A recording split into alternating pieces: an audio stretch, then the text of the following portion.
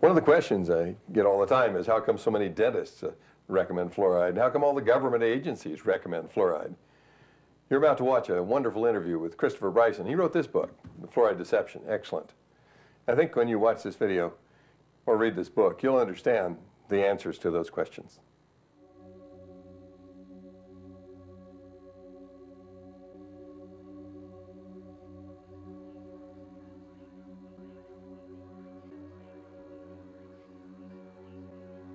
Fluoride science is corporate science.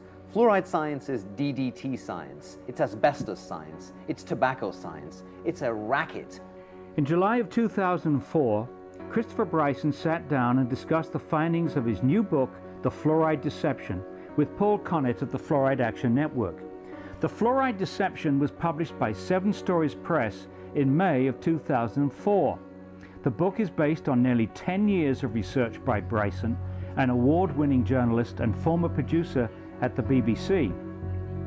In this interview, we asked Bryson to introduce us to some of the important individuals and institutions which have played a role in shaping public policy on the toxicity of fluoride and the purported safety of the controversial water fluoridation program. In 1993, I was working at Rockefeller Center in New York as a radio producer for the BBC. And I got a call from London. There was a local water fluoridation battle in the north of England, in Leeds.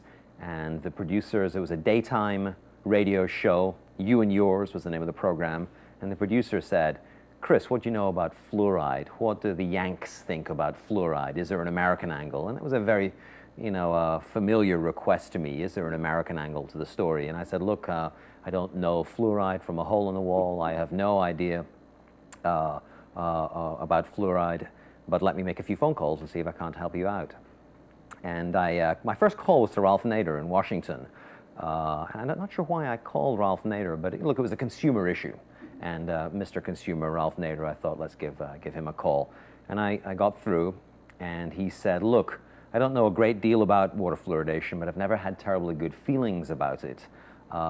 Here are the names of a couple of scientists you ought to speak with. And he gave me the names of Dr. William Hersey, who then and now is a chemist at the Environmental Protection Agency, and Dr. Robert J. Carton. Bob Carton had been with EPA, but at that time was then over at the U.S. Army.